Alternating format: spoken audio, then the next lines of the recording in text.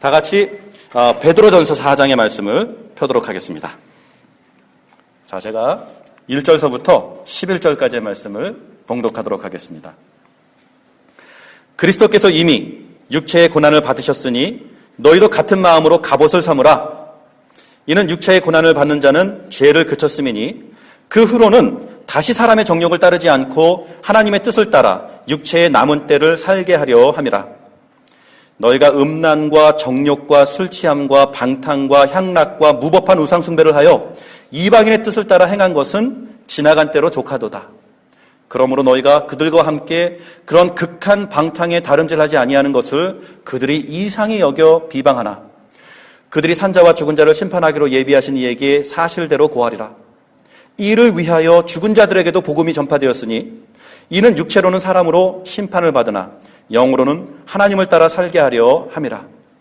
만물의 마지막이 가까웠으니 그러므로 너희는 정신을 차리고 근신하여 기도하라. 무엇보다도 뜨겁게 서로 사랑할지니 사랑은 허다한 죄를 덮느니라. 서로 대접하기를 원망 없이 하고 각각 은사를 받은 대로 하나님의 여러 가지 은혜를 받은 선한 청지기 같이 서로 봉사하라. 만일 누가 말하려면 하나님의 말씀을 하는 것 같이 하고 누가 봉사하려면 하나님이 공급하시는 힘으로 하는 것 같이 하라. 이는 범사에 예수 그리스도로 말미암아 하나님이 영광을 받으시게 하려 함이니 그에게 영광과 권능이 세세에 무궁하도록 있느니라. 아멘.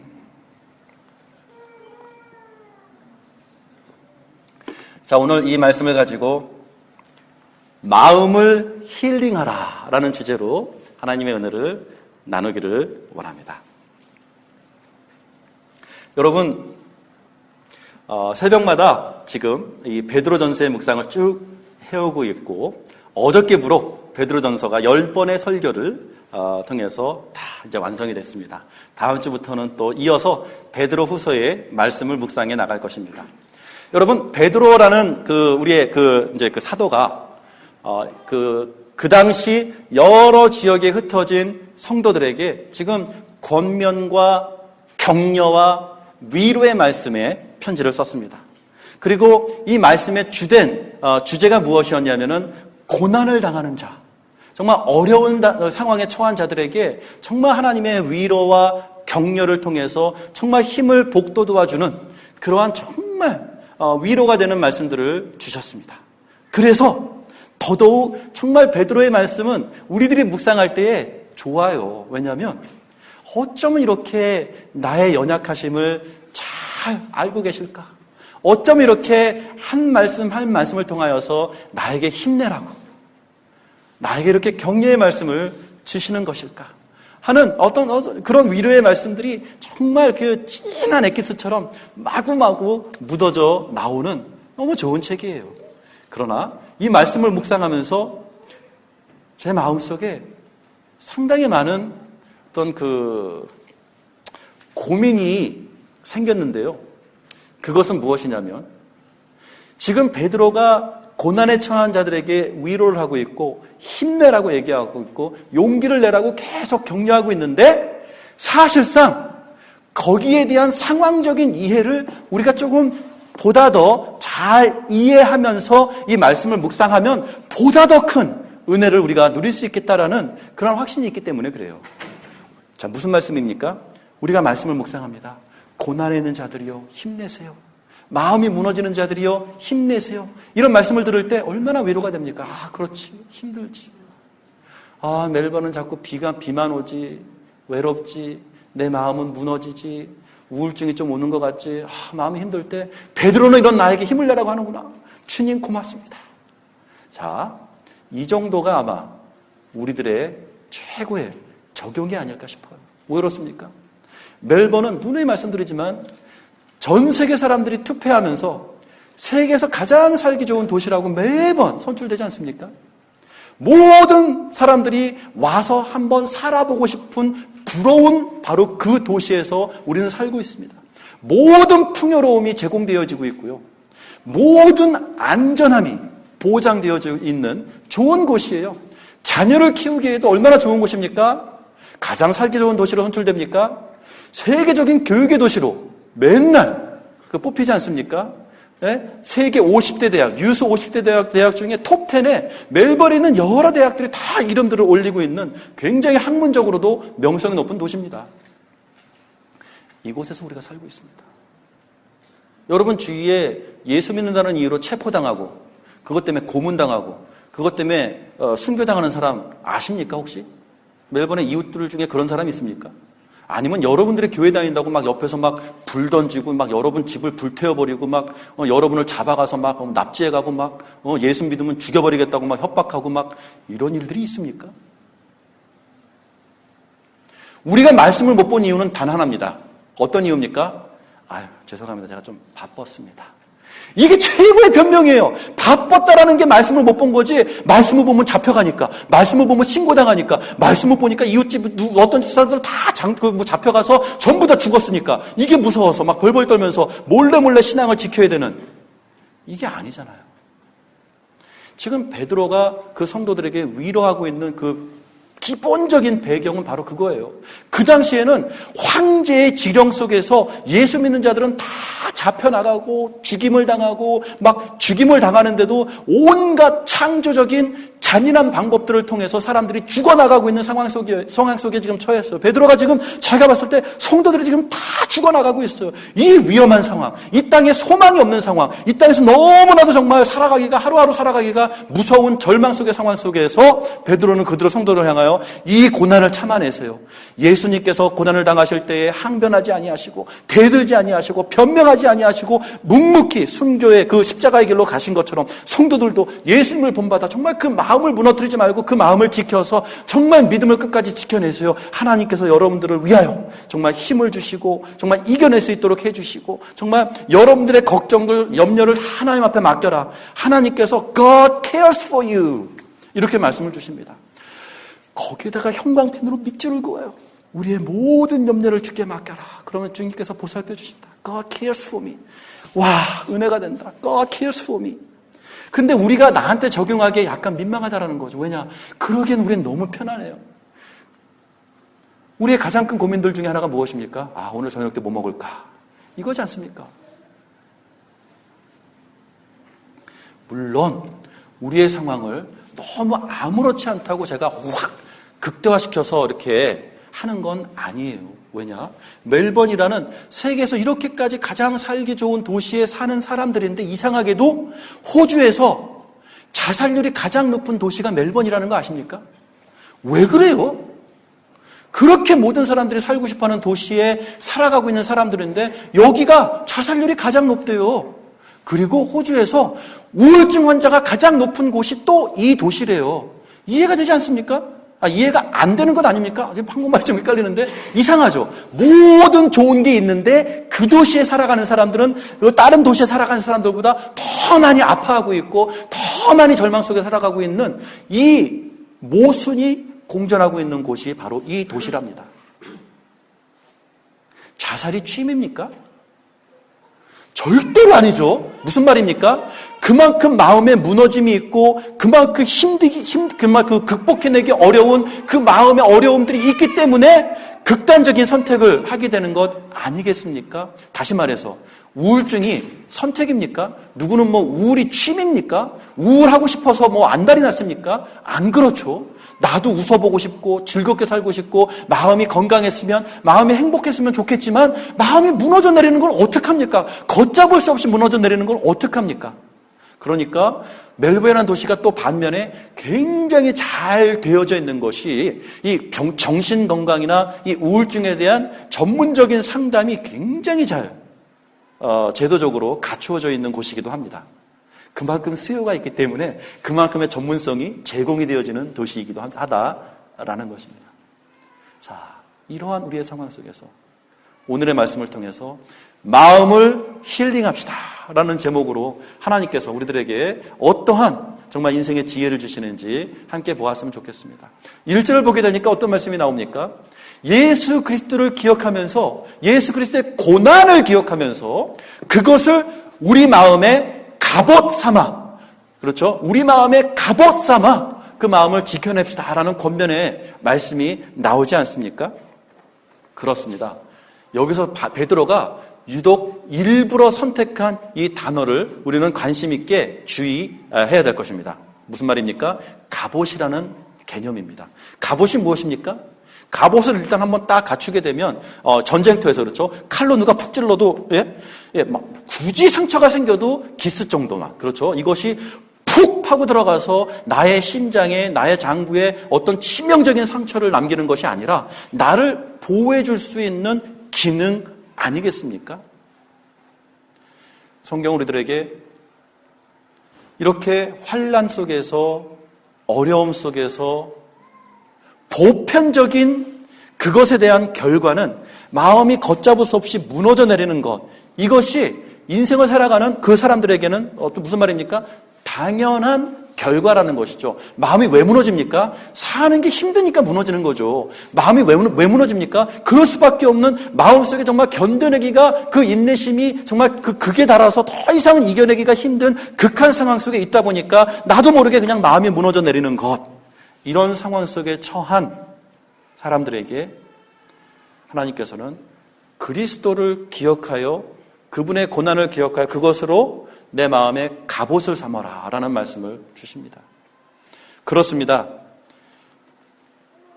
나 스스로는 마구 무너져 내릴 수밖에 없는 상황에 처했을지라도 이것을 이겨낼 수 있는 하나님의 지혜는 무엇이냐면 마음에 갑옷을 입어야 된다는 것입니다. 마음에 무장을 해야 된다는 것입니다. 이 무장이 뭔지 아시죠? 무장을 했을 때의 긴장감이 있습니다. 무장을 했을 때에 딱 그 준비됨이 있습니다. 거꾸로 무장해체라는 단어가 있겠죠? 무장해체는 무엇입니까? 무장해체는 예를 들어서 막 총알이 막 날아오는데 화살이 막 날아오는데 마음이 너무 무너진 사람은 어떻게 하냐면 그냥 일어나 버리는 거예요. 그냥 총알밭으로 그냥 걸어 다니는 거예요. 화살 오면 안 피하는, 화살 오면 이렇게 일부러 맞는 거예요. 이렇게. 마음이 무너졌을 때 나오는 반응들이에요. 우울증이 한번 생기면 죽음을 고려하잖아요. 죽음을 주저하지 않고 온갖 고난과 온갖 부정적인 생각, 온갖 안 좋은 생각 이런 것들은 왜 그렇게 더 나는 하나도 피하지 않고 그걸 다 내 마음에 막 품어내는 거를 잘하게 되는지 몰라요. 한국에 그냥 가벼운 표현 중에 하나가 그런 거 있잖아. 왜 울고 싶었는데 딱이 때려주는 사람이 있으면 그게 고마운 거야. 덕분에 나는 통곡을 해버리는 거예요.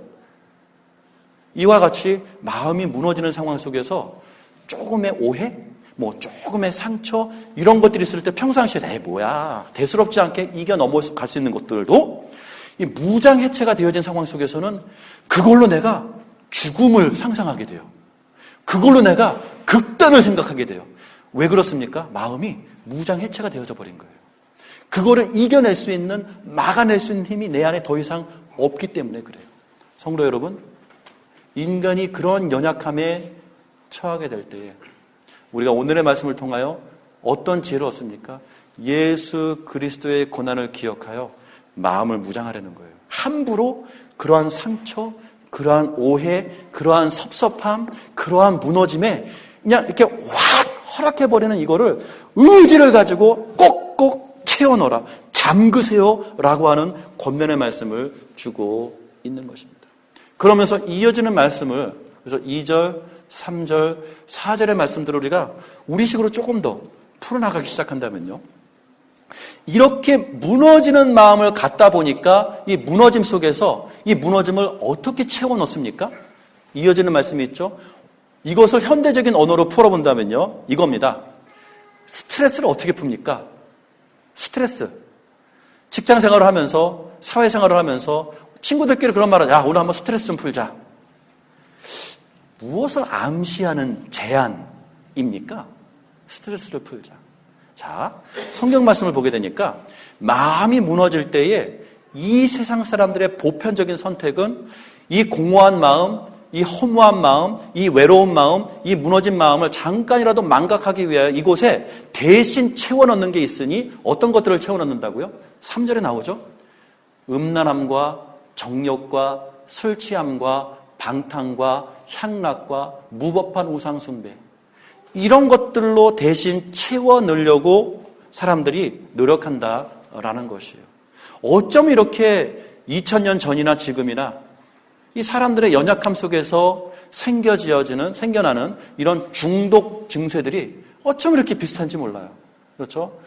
야, 잊어, 한잔해. 뭐 이런 식으로 여러 가지 스트레스와 이런 것들을 이것으로 많이 대신 잊어보려고 하지 않습니까? 그런데 여기 재밌는 표현이 나옵니다. 그런 것들이, 그렇죠? 2절에 나오죠?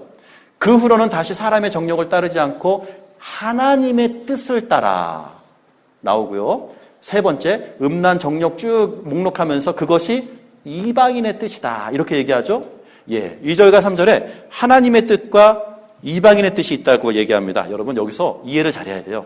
이방인의 뜻 하니까 좀 낯설어요. 그렇죠? 이방인이 뭔데? 그런데 여기에서 사용이 되어지는 이방인이다라는 표현은 원래 언어로 all nations, 열방이라는 표현입니다. 다시 말해서 세상 사람들이라는 표현이에요.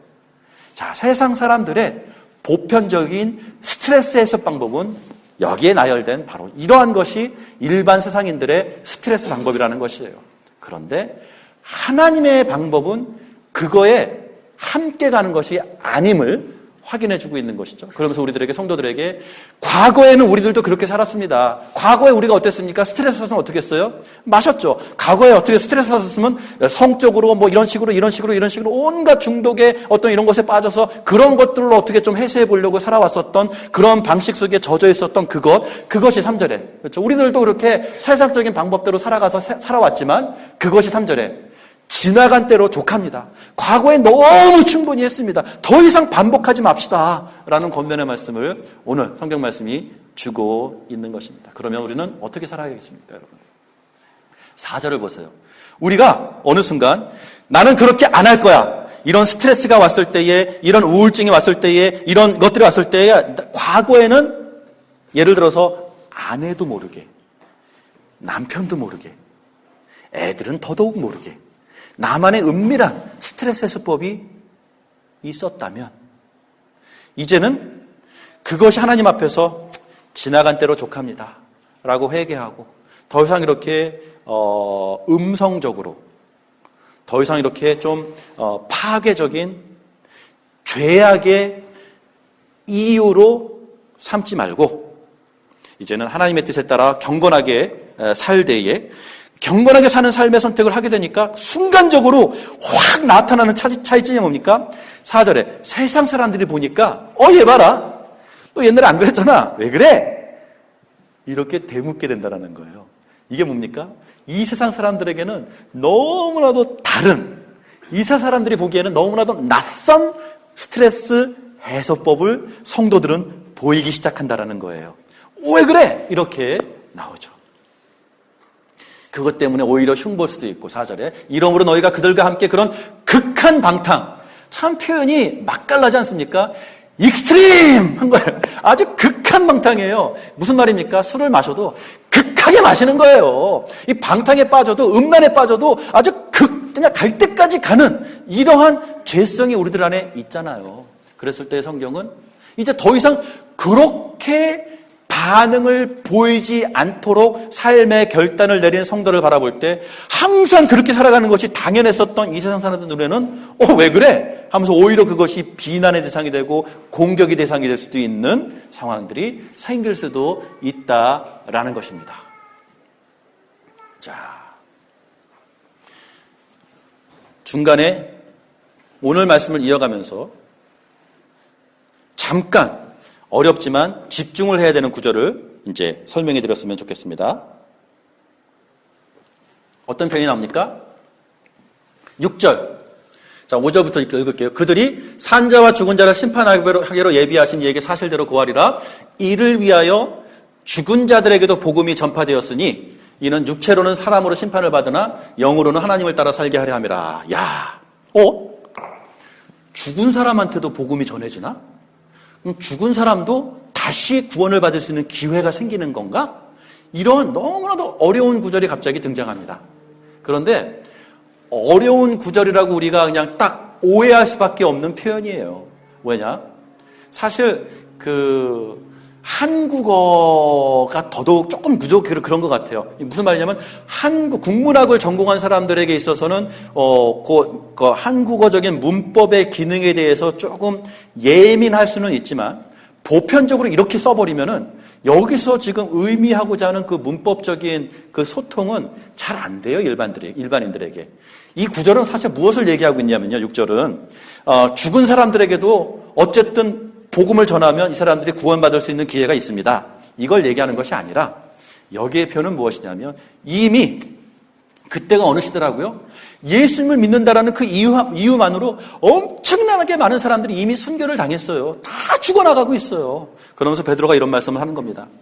우리들만 이렇게 세상 방법대로 스트레스를 푸는 게 아니라 하나님의 방법대로 이제는 경건에 마음의 갑옷을 딱 빗장을 꽂아놓는 이 중무장을 하는데 우리들만 한 게 아니라 사실은 믿는 사람들은 다 그랬다. 이와 같이 복음을 들어서 예수님을 영접하고 성도가 된 사람들 중에 6절 지금은 순교당해서 죽은 자들 그걸 얘기합니다. 지금은 죽은 자들 복음을 믿고 성도로서 이 땅을 살아가다가 환난과 핍박 속에서 순교를 당한 자들 세상을 떠난 자들 그들을 얘기하면서 그들이 육체로는 이렇게 심판을 받아서 세상에서 사람들의 심판을 받아서 사형을 당하고 죽어 넘어갔지만 이들이 다 영적으로는 하나님의 뜻에 따라 지금 살아있는 영생을 누리고 있는 자들 아닙니까? 이러한 표현입니다, 여러분. 그렇죠? 문법적인 오해가 여기서 해소가 되죠? 그래서 이것은 결코 이거 봐 베드로전서 4장 6절의 말씀을 보게 되니까 죽은 사람도 어떻게 해서 그냥 복음을 전하면 구원을 받을 수 있는 기회가 있는 것 같대. 이거 몰랐지? 이게 이렇게 은밀하게 대단한 것을 깨달은 듯한 해석을 할 필요가 없습니다. 그거는 오해가 오해를 낳는 좋지 않는 성경 해석법이고요. 제가 지금 말씀드린 대로 이미 이것은 살아생전의 성도로서 지금은 세상을 떠난 자를 얘기하면서 이 사람이 세상을 어떻게 떠났습니까? 육체적으로는 심판을 받아 사형을 당했을지 몰라도 영적으로는 하나님 안에서 지금도 살아있는 영생을 누리는 자들입니다. 이들과 함께 우리는 1절 예수 그리스도의 고난을 기억하며 그분을 본받아 우리가 마음의 무장을 잘 해야 할 것입니다. 이렇게 권면의 말씀을 주시고 있는 것입니다. 자, 그러면 더 나아가겠습니다. 여러분, 무너지는 마음을 어떻게 회복을 할 수가 있을까요? 무너지는 마음을 어떻게 내가 이겨낼 수 있을까요? 그 다음 구절들부터 한번 읽어보았으면 좋겠습니다. 그 다음 구절들을 표현하면서 여기서 발견이 되어지는 인생의 지혜가 있습니다. 이것을 읽을 때마다 참 베드로가 인생을 한다 라는 것들을 더 공감하게 돼요. 근데 여기에 또 하나 너무너무 베드로라는 그 인물에 내 마음이 확 좀 이렇게 공감대가 형성이 되는 것은 무엇이냐면 베드로는 실패를 경험한 사람이잖아요. 어떤 그 중압감 속에서 나름대로 어떤 그 위협 속에서 얼마나 이 사람이 무서웠으면 대놓고 나 사실 예수님 모르는 사람입니다. 나 상관없다니까요. 나 그 사람 진짜 모른다니까요. 이렇게 3번씩이나 예수님을 부인했었던 정말 그 압박이 무엇인지 공포가 무엇인지 그 협박 속에서 무너지는 마음이 무엇인지를 너무나도 잘 아는 사람이 이제 우리들에게 마음의 힐링을 하세요 라는 권면의 말씀을 주고 있으니 이것이 얼마나 우리들에게 더 공감할 수 있는 또 사연이 되겠습니까? 자, 그러면서 이어지는 말씀을 통해서 우리가 배우게 되어지는 인생의 지혜가 있는데요. 자, 이겁니다, 여러분. 무엇을 얘기해 주고 있습니까? 읽어볼까요? 자, 만물의 마지막에 가까웠으니 그러므로 너희는 첫 번째 다시 나오죠. 정신을 차려야 됩니다. 마음에 갑옷을 입히듯 나트만 내가 눈을 부릅뜨고 이 정신줄을 놓으면 안 됩니다. 정신을 바짝 차려야 됩니다. 그런데 이 말씀을 내가 좀 강조하는 이유가 무엇입니까? 한 번 아픈 사람은 아까 말했잖아요. 울고 싶은데 내 인생의 기대는 따기 때려주는 사람을 찾는 거예요, 지금. 뭐냐? 나 또 울어야 되거든. 또 통곡해야 되거든. 왜? 나 또 상처받아야 되거든. 나 또 이거 아파해야 되거든. 그게 내 인생이거든. 나 빨리 죽어야 되거든. 막 이렇게 한 번 걷잡을 수 없이 무너지는 마음을 가진 사람은요. 너무너무 그게 아파요. 그 성도를 향해서 만물의 마지막에 가까웠으니 더욱더 우리는 정신을 바짝 차립시다. 마음의 긴장을 풀지 맙시다. 정신을 차립시다. 라고 하면서 무슨 말씀을 합니까? 근신하여 기도하세요. 라는 표현을 씁니다. 이것이 여러분 마음의 힐링을 사모하는 자들에게 주는 첫 번째 프리스크립션이 됩니다. 처방전이 하나님의 처방전이 됩니다. 무슨 말씀입니까? 기도하라는 거예요. 그러면 이제 성도들은 어떻게 됐습니까? 아휴, 뭐 새로운 거 있나? 맨날 기도하라는 거지. 뻔하지. 나도 기도 뭐 안 해봤나? 나도 기도해봤지. 뭐 그게 뭐. 이렇게 또 궁시렁궁시렁하게 돼요. 이게 무너지는 마음이에요. 그런데 오늘 성경 말씀 보게 되니까 기도하는 자의 마음 속에 기도가 가능해지기 위해서 필요한 것이 무엇이에요, 여러분? 자, 두 가지를 얘기하죠. 정신 바짝 차려야 기도가 나옵니다. 다시 말해서 그냥 왜 그런 거 있잖아요. 담배 못 끊는 사람이 항상 대놓고 나는 언제든지 끊을 수 있다고 막 이렇게 막 호언장담하잖아요. 그런 사람일수록 담배 못 끊는 사람이에요. 기도도 똑같아요.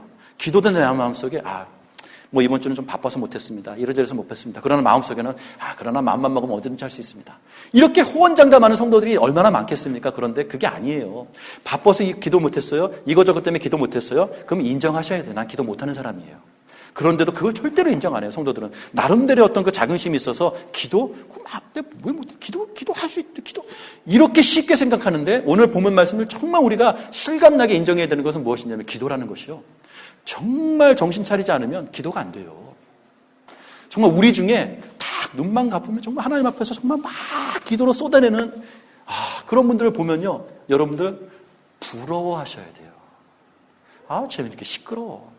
이렇게 얘기하지 마시고 정말 저렇게 여러분 우리가 경험해봤잖아요. 우리가 기도하려고 눈을 딱 감으면 기도가 막 쏟아져 나옵니까? 안 그러죠. 끙끙대죠. 끙끙대요. 안 돼요. 끙끙대요. 이게 쉽지 않아요. 정말 정신을 차려야 되고요. 두 번째는 뭡니까? 근신해야 됩니다. 근신은 뭡니까? 셀프 컨트롤이에요. 내 자신을 잘 훈련시켜야 돼요. 정말 단련시켜야 그 단련의 결과물이 그 기도의 무릎으로 승화가 되는 거예요. 취미생활로 그냥 나는 바빠서 못했지만 마음만 먹으면 언제든지 할 수 있어 정도의 가벼운 마음으로 살아간다면 그 사람의 인생에서 기도가 회복된다는 것은 사실상 기대하기 힘들 겁니다. 기도는 처절해야 됩니다. 정말 하나님 앞에서 이를 악물고 내 마음을 단련시키지 않으면 기도가 나올 수가 없습니다. 한국의 요즘에 가장 많이 시청률 높은 프로그램 중에 진짜 사나이라는 있잖아요. 군대 이야기. 너무 재밌잖아요. 근데 거기에 호주인 출신 사람이 나오잖아요. 체형도 어쩜 그렇게 넉넉한지. 그 사람을 보면서 우리가 많이 웃지만 현실이잖아요. 군대에서 이 군장을 메고 이걸 하는데 항상 낙오가 돼요. 그렇죠? 이유가 누가 봐도 이유가 있잖아요. 몸이 뛰는 데에 최적화된 몸이 아니야. 그 몸으로 어떻게 뛰어? 그러니까 제가 그 사람의 인격을 지금 비하시키려는 표현이 아니라 하나의 예를 들었어요. 자, 기도할 때도요. 마음이 이미 너무 풀어져 있어. 마음의 단련이 안 되어 있어. 그러면요, 이 사람은 기도하기에 최적화된 사람은 아니에요. 근데 이 사람이 그래도 나는 맘만 먹으면 언제든지 기도할 수 있어. 이거 봐, 나 기도할 수 있잖아 하면서 식사기도 0.5초. 이것을 나의 기도의 어떤 그 자랑으로 삼는다면은 사실 누가 봐도 참 기도하기에 최적화되지 않은 마음 상태구나를 알 수가 있어요. 그럼 연결시켜 볼 수가 있는 거죠. 그 사람이 이 군대에서 하는 이 뜀박질에 최적화되기 위해서는 뭐 해야 돼요? 단련해야죠. 살도 빼야 되고 달리기 연습도 해야 되고 나름대로 몸을 어떤 그런 환경에서 견뎌낼 수 있도록 단련시켜내는 훈련의 과정들이 있어야 돼요. 그걸 얘기하는 거예요. 여기서 얘기하는 그 근신이라는 표현이요.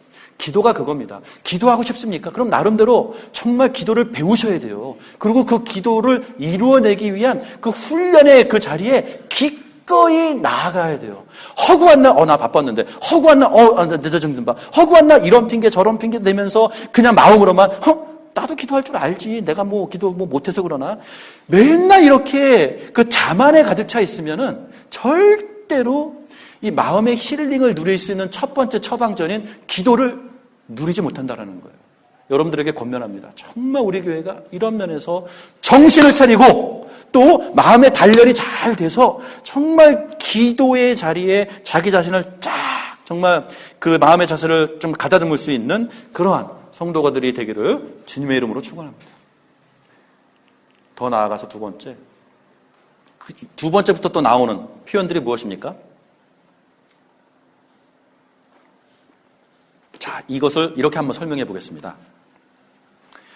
스트레스를 받고 우울함이 찾아오고 마음에 이겨내기 힘든 일이 터져버리면 참 이런 경우가 많아요.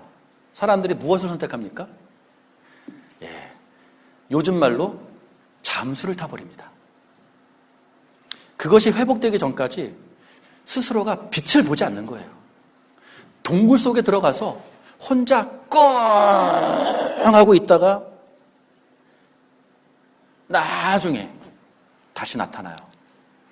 이게 보편적인 사람들의 어떤 면에서는 소극적인 스트레스 대처법이 아닌가 싶어요. 그렇죠? 적극적인 스트레스 대처법은 아까 읽었죠. 온갖 허랑방탕에 자기를 익스트림하게 아주 극하게 그냥 내동댕이 쳐서 그걸로 막 그 아픈 마음을 헹궈버리는 극단적인 방법이 있다면, 또 한편으로는 이것도 극단이에요.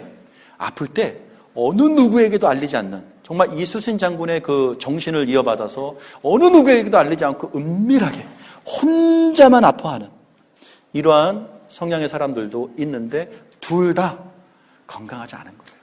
여러분들의 성향은 여러분 스스로가 알 거예요. 여러분은 어떤 유형의 사람입니까?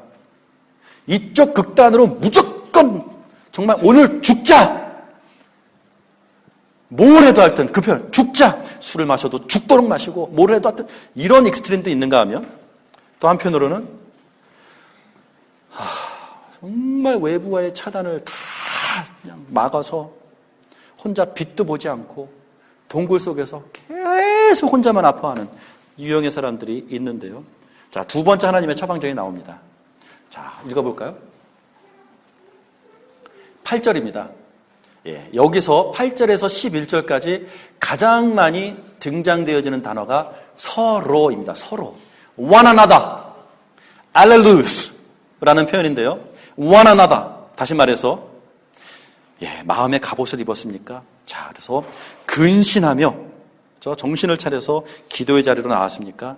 자, 이렇게만 보면은 이거 혼자 할 수 있는 거라고 충분히 생각합니다. 그런데 이것 또한 복수의 단어가 생기는 것입니다. 자, 함께 정신 차리고 함께 근신하여 함께 기도의 자리로 나아가고요. 또 그렇게 함께한 자들이 서로 열심히 뜨겁게 사랑하면서 서로 안에서 생길 수 있는 오해와 이런 실망과 이런 것들을 충분히 그냥 다 덮어주면서 함께 가면서, 자, 서로 대접하기를 원망 없이 하고, 각각 계속 나오죠. 8절에도 서로, 9절에도 서로, 10절에도 각각 one another. 그렇죠? 그래서 하나님의 말씀하는 것 같이 서로 봉사하라. 여러분, 이것이 마음의 힐링을 사모하는 자들에게 주시는 하나님의 두 번째 처방이 된다는 것입니다. 무슨 말입니까? 만남의 자리, 교제의 자리로 나오셔야 됩니다. 그리고 서로의 아픔을 열고 그것으로 기도를 해주고 기도를 받으며, 정말 이럴 때일수록 서로 정말 더 열심히 섬기고, 그렇죠? 더 열심히 봉사해주고 더 열심히 사랑해주면서 계속 공동체의 생활로 나와야 이 마음의 건강이 회복이 됩니다. 여러분의 경험을 한번 생각해 봅시다. 여러분, 마음이 회복 안 되는 사람들의 공통된 특징이 하나 있어요. 뭔지 아십니까? 정신적으로나 육체적으로나 그 사람은 굉장히 고립되어 있다는 것입니다. 맞습니까, 여러분? 굉장히 고립되어 있어요. 본인이 고립되어 있으면 회복할 가능성은 제로입니다. 말로는 회복을 논할 수 있습니다. 말로 못할 게 뭐 있습니까, 여러분? 그러나 정말로 그 무너지는 마음을 말로, 나 괜찮아. 됩니까? 안 된다는 것이죠. 즉시 이 마음의 힐링을 정말 오늘 이 자리에서 누리고 싶은 사람들은요, 정말 이 두 가지. 기도의 자리로 나아오시고, 그 다음에 이렇게 하나님께서 주신 이 공동체의 자리로, 예, 물리적으로도 참석해야 되고요. 마음적으로도 참석을 해서 거기서 열어야 됩니다. 나누어야 됩니다. 서로 격려를 하고 서로로 위로를 받는 자리에 나가야 됩니다. 그런데 여기서 현실을 인정하고 있죠. 무슨 말입니까? 원망이 생길 수도 있어요. 허물이 보일 수도 있어요. 이랬을 때에 보편적인 세상의 방법들은 어떻습니까? 안 나가는 거죠. 교회 나가봤더니 뭐 사람들 다 거기서 거기든지, 뭐 교회 나가니까 더 아프던데, 교회 나가니까 말이 너무 많아. 정신없어. 난 싫어. 그냥 나 혼자만 그냥 할래. 하면서 집에서만 좋은 인터넷 그 사이트 들어가가지고 목사님 설교 들으면서 혼자만 은혜 받고. 예. 바로 이게, 죄송합니다, 미쳐가는 지름길입니다. 혼자만 의롭다고 생각하는 거. 이게 그 정신병의 최악의 증상입니다.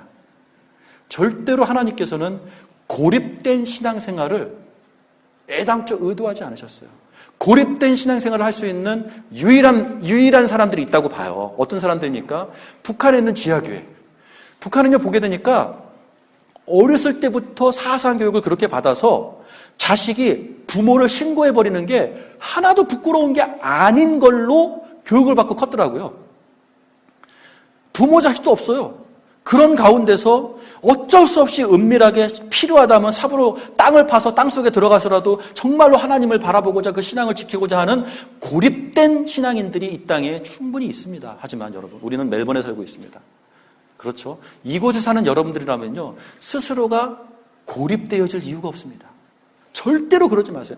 교회의 그 어떠한 사연도, 그 어떠한 상처도, 나도 그 교회 가봐서, 그 교회 말 많더라. 그 교회 아무 개 있지? 그거 봐. 난 거기 안 가. 지긋지긋해. 싫어.